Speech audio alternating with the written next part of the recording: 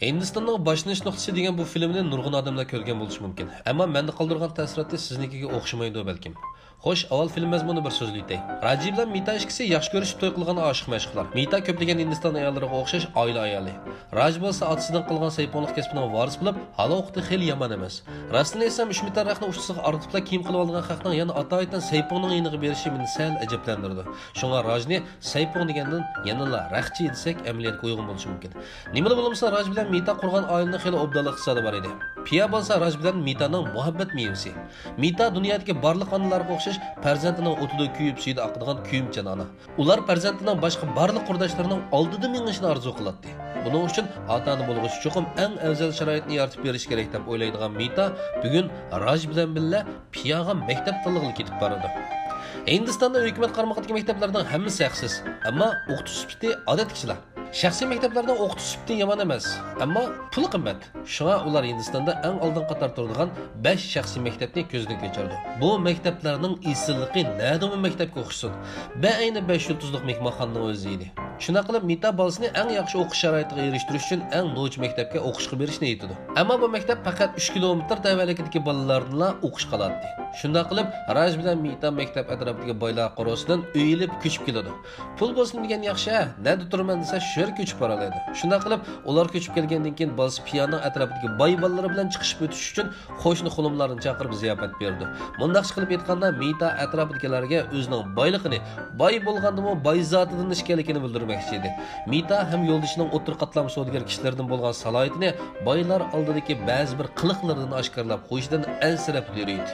Ziyofat davomida bir muzikaning yangrashi bilan piya dadasini chaqirib usulga tushib ketadi. Dada bola ikkisining qiliqlaridan ziyofat kelganlar zangli qarlash kulishga boshlaydi. Buni ko'rib chidamagan Mita oxiri uyining tokini uzitib, bu uyini to'xtatdi. Bir necha kundan keyin piya kirmoqchi bo'lgan maktabning tizimlash vaqti yetib keladi. Raj tang atmasda berib qarsa ujrat tizilib, xeyli bir yoy berib bo'lgan edi. Raj bilan Mita balasining shu maktabga kirilmasligidan ansirab maslahatchi taklif qiladi. Maslahatchi ularga balaning matematika, so'zlash, ingliz tili yana qandaqdir bir kurslarga cho'qim qatnashish kerakligini aytadi. Mita balaning tamoq yeydigan vaqtim yo'q ekan-ku desa, sizlar bola tarbiyalaydigan kechikib qapsizlar. Boshqalar qo'rsaqdagi vaqtlarda balani tarbiyalash kuchishidi deydi. Maslahatchi yana balani tarbiyalashning yetarlik bo'lmaydiganligini, ota-onalarning cho'qim tarbiyalash kerakligini, bo'lmasa balasining davlat maktabda o'qiy olmaydiganligini aytadi. Shunda qilib bir qator tarbiyalashlardan keyin ular maktabning 100 turan imtihonga qatnashdi. Lekin natija qanday bo'lsa, piya bu maktabga tanlana olmaydi. Amal qilolmagan Raj pul orqali arqish qilib bolasini maktabga kirmoqchi bo'ladi.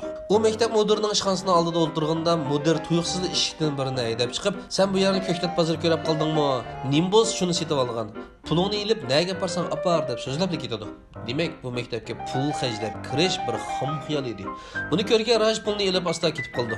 Ular shu ishlar bilan boshqa yettinchilig'i tursa, Rajning do'konida ishlaydigan chavto kelib, o'zining qizining dangliq maktab tarafidan o'qishga ilinganligini aytadi.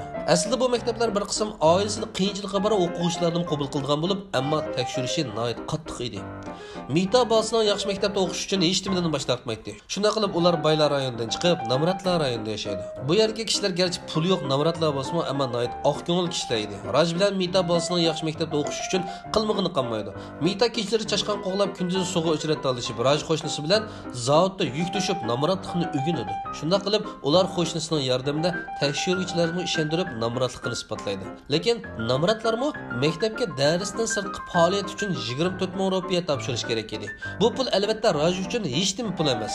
Ammo ularning namrat qo'shnisi uchun bu nurg'un pul edi. Shunda qilib Raj yarim kechida pul elish mashinasidan pul chiqarayotganda yilqi namrat qo'shnisi buni ko'rib qoladi. Tushuntirishga amalsiz qolgan Raj, "Men o'g'irlik qilyapman" dedi. Buni anglab, qo'shnisi uni unmug'ini unmay yondirib chiqib qoldi. Shuning bilan Raj o'zining pulini o'ngishliq o'g'irlay olmaydi. Rajning qo'shnisi Rajni uyga elib menish yo'lida bir mashinaga qasddan so'qilib pul undirdi va bu pulni Rajga berib, balasining o'qishiga ishlatishni aytdi. Rajning bu vaqtda bu pulni tutib, nima xiyol qilayotganligini balkim hammamiz o'ylab yetarishimiz mumkin. Maktab oxiri bu namrat bolalarning ishidan bir qism ta'laylik bolalarni o'qish qiladi. Rajning qizi Piya dal shu ta'layliklar qatorida ismlatilib maktabga tanlanadi. Ammo qo'shnisining bolasi shanlanib qoladi. Shunda qilib Raj oilasidagilar bilan yana namratlar rayonidan yenib chiqib, burungi boyasha turmushiga qaytib keladi. Ammo Raj qo'shnisining o'g'lining betalay emas, balki o'zining pastkashlarcha bu bolaning o'rnini tortib olganligidan qattiq vijdon azobi tortadi. U ayoli bilan bu azobini yengiltish uchun namratlar maktabiga kelib nurg'un pul va o'qish materiallarini yana qiladi. Bu maktabda dal qo'shnisining bolasi o'qiydi. Qo'shnisi bu saxovatli kishiga bir rahmatini haqini yetib olish uchun maktab mudiridan u kishining adresini so'rab 1 kilo bananni ko'tarib saxovatchining uyiga yetib keladi. Eshik ichilib, Raj eshikni ochganda qo'shnisi hayronlik qiladi. Qo'shnisi Rajning asl salohiyatini bilgandan keyin uni fosh qilmoqchi bo'lib maktabga yetib keladi. U maktab kirib turishiga Rajning o'man qizi uni chaqirib yugurib keladi. Piyani ko'rib, qo'shnisining yana yumshoq bag'ri asli niyatidan yondiradi. Bu ishlar Rajning vijdonini texmi azoblaydi. U maktab mudirining yoniga kirib, o'zlarining bu ishni qilgan aldamchiligini aytib, o'z bolasining o'rniga qo'shnisining bolasini akirishni o'tinadi. Lekin mudir bu ishdan xafa bo'lmoqda yo'q, piyani Namrat o'quvchilar tizimligidan odatdagi o'quvchilar tizimligiga yo'tkab qo'ydi. Raj o'z qizining o'rniga qo'shnisining o'g'lini akirishni aytganida mudir Namratning bolasini akirgandan menga nim foydasi bor deb unmaydi. G'azablangan Raj maktabning bir qatimliq faoliyatida Namratlar maktabining talantli o'quvchilarini akirib uyun qo'ydi va o'zining bir qator hissiyotlarini so'zlab o'tdi. Menga Rajning eng bak ta'sir qilgan so'zi "Ma'rif hozir o'qitish bo'lmasdan balki bir so'd bo'lib qoldi" degan so'z bo'ldi. Kino musharda asosan oxirlashdi. Bir tarafdan bolasiga bo'lgan mehr-muhabbat, qurbonlik berish, voz kechish qatorliq voqealiklar ota-onalarga bo'lgan hurmatimni texmi oshirsa, yana bir tarafdan bolalarga bo'lgan ziyoda besim meni o'ylantirib qo'ydi. Ota-ona bo'lg'ichi ko'pincha vaqtlarda o'z hayotida qila olmagan ishlarini bolalarning qila olmay qolishidan ansirab besim qilib qo'ydi ekanmiz. Men muzika o'rganmayapti ekanman, balam o'rgansin. Men ingliz tilini o'rganmayapti ekanman, balam o'rgansin. Men qilolmayapti ekanman, balam qila olsin. Bu zodi to'g'ri ideyami? Xo'sh qadrli ko'ruvchilar, agar mazkur filmni ko'rmoqchi bo'lsangiz, Talat media salonimizni qo'shib olib 75 raqamini avasangiz Uyg'urcha nusxasidan haqsiz bahramlana olasiz.